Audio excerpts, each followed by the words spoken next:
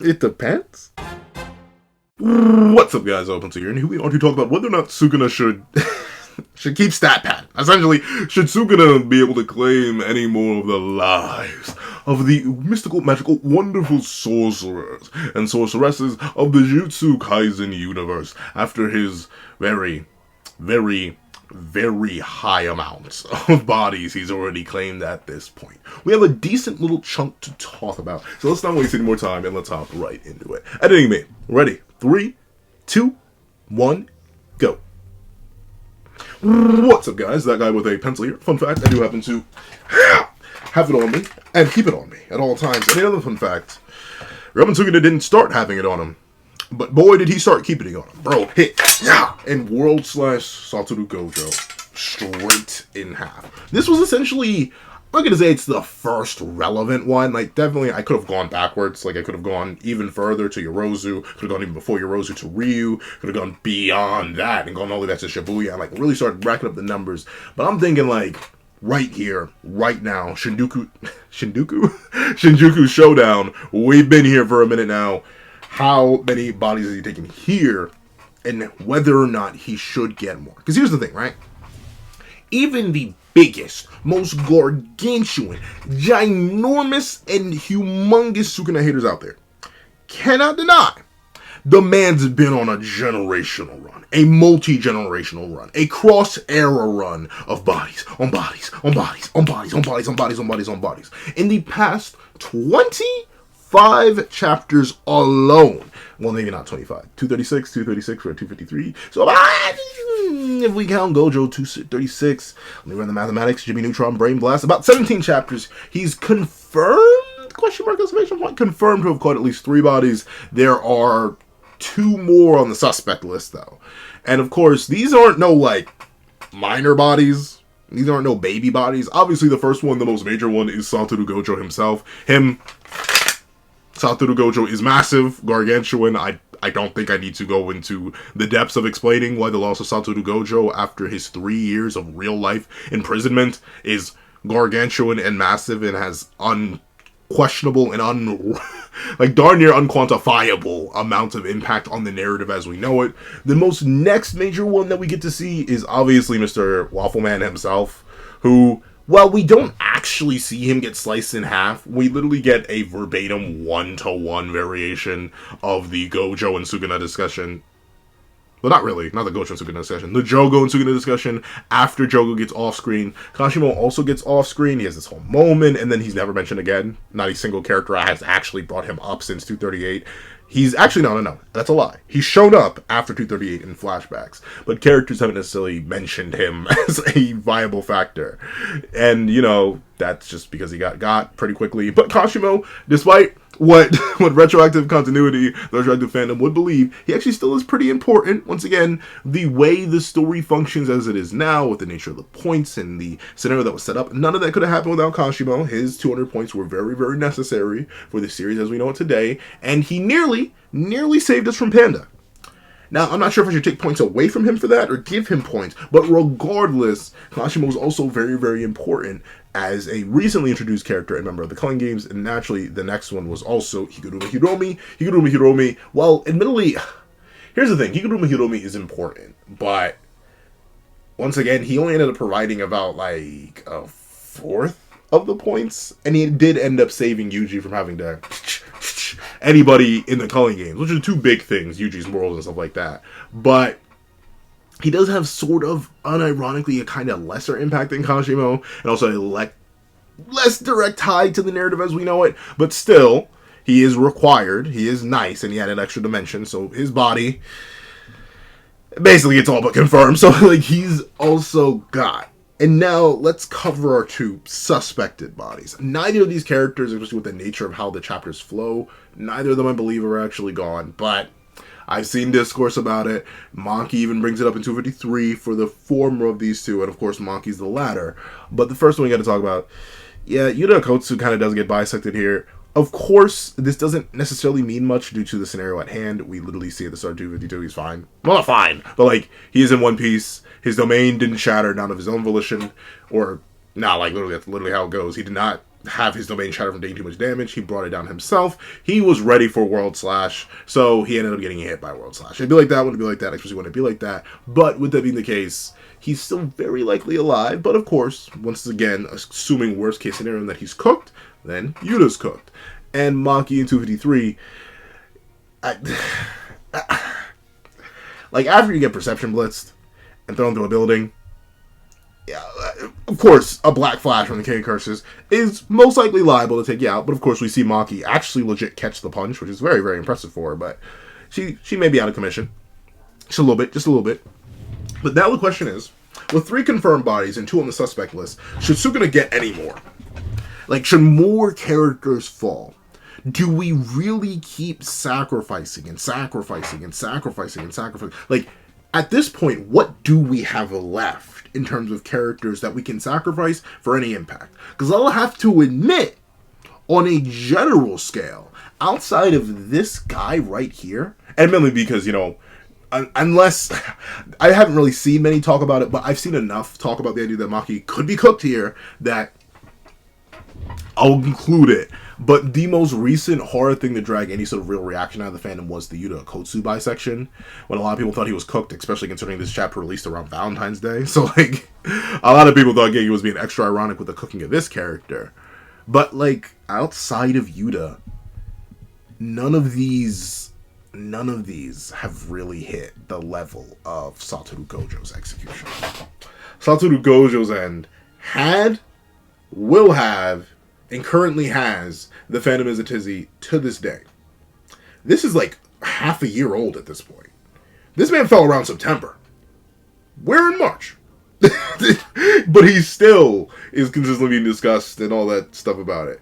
So, the thing about it, once you start off with something so high level, something so peak, something so next level, you're gonna start having diminishing returns. That's why Kashimo didn't get any credit for doing anything and breathing in Sukuna's vicinity. It's kind of why he's been clowned on to this very day, because he got Hiromi. He didn't accomplish anything except giving Sukuna a slight haircut and making him cut off his hand, which he immediately regrew not a few chapters later, only for him to get taken away after dropping and failing to do anything, which, once again, is a little bit away.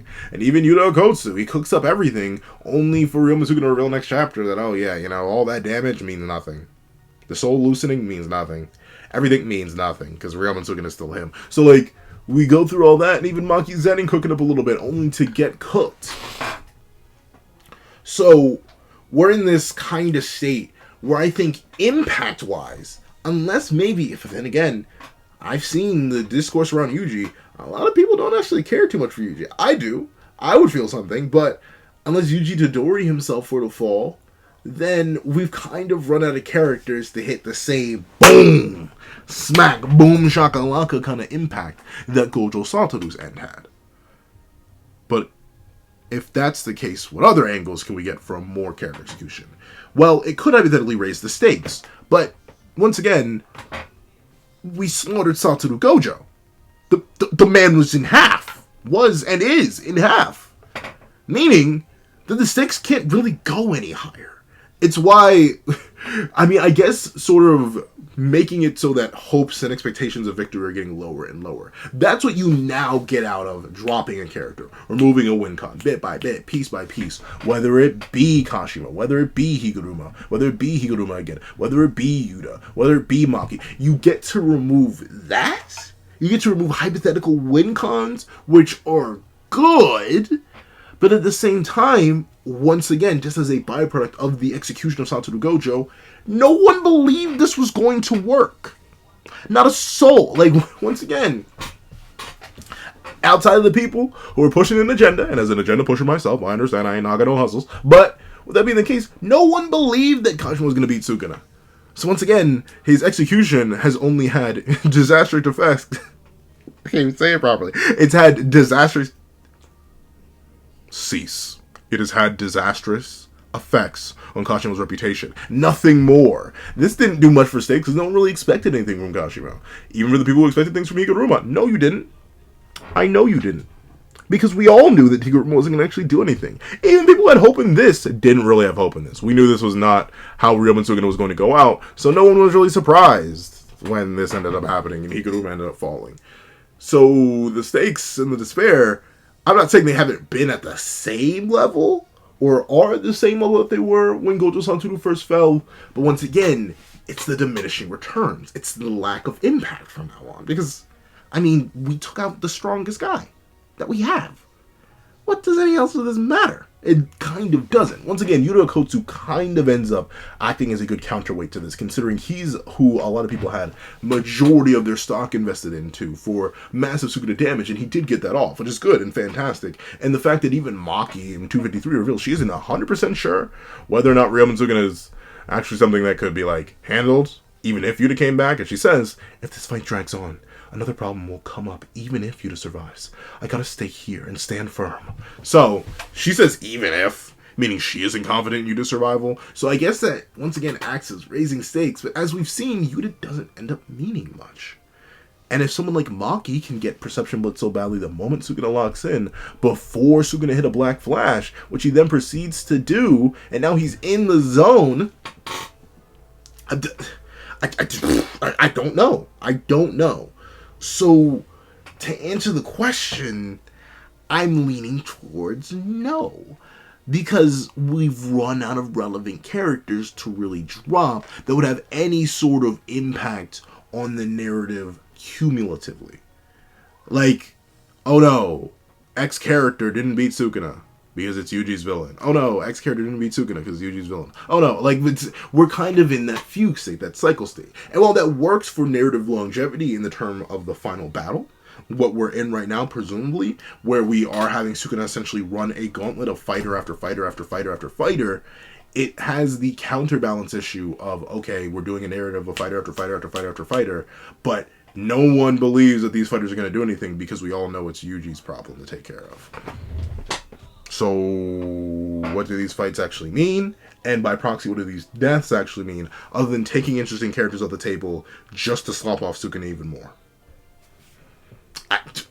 I don't know. It depends on what you think the end goal of the narrative is. Is the narrative end goal just to have Yuji being alone? Being the only one to survive at the end of it, and it's just meant to be him finally taking down Sukuna after the cumulative damage that everyone's done to Sukuna, bada bing, bada boom, and that's it for Yuji? Or do you think this is meant to be a collaborative group effort where everyone comes in and ends up cooking? I don't know. And that's a good thing in the sense that I'm glad I can't predict the manga. But at the same time, it sort of leaves these characters' lives as simultaneously expendable, but expendable for little value. That's the issue of the trade-off here. You can keep removing characters. You can keep dropping them. You can drop Kusakabe. We may have dropped Ino in 253 with the fact that the man literally got drop-kicked outside of a building.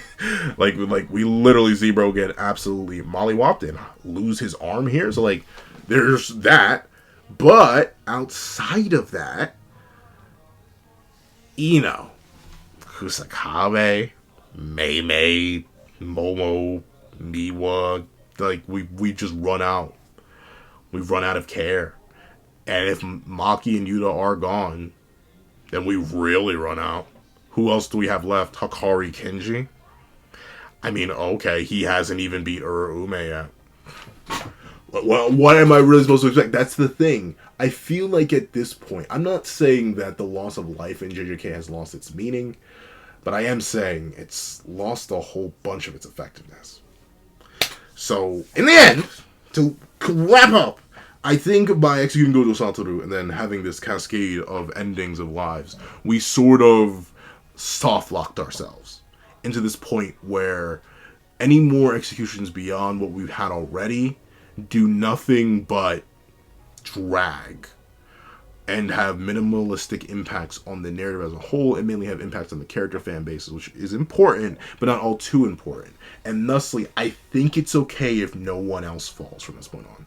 It's okay if Kusakabe lives, it's okay if Ino survives, it's okay if Mei survives, it's okay if Momo survives, and Miwa, all of them. I think it's okay if they survive because they provide so little value either way. And just the loss of life for the sake of the loss of life doesn't necessarily do it for me.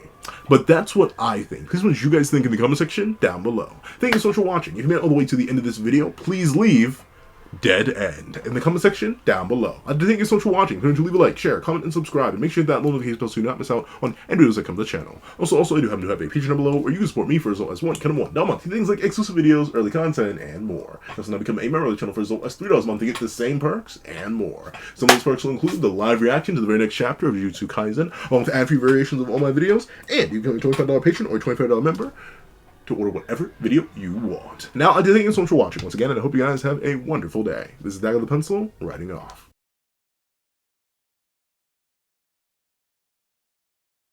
I'd like to give a thank you to our $3 members: Connor Plays, Greyhound, Akis Void, Astro, Red Wolf 4765, Eternal Flame, and Teen Mitgao. And I'd like to give a thank you to our $5 patrons: Steron, Sean, Panda Goat, Midnight Lord 21, Metal Solid Crisis, Kevin, Ignil, and EHAC1. And I'd like to give a thank you to our $7 member, Autumn Mornings Lazo. And I'd like to give a big thank you to our $10 member, Jay Warrior. And I'd like to give another thank you to our $10 patrons, Joaquin and Idemokami.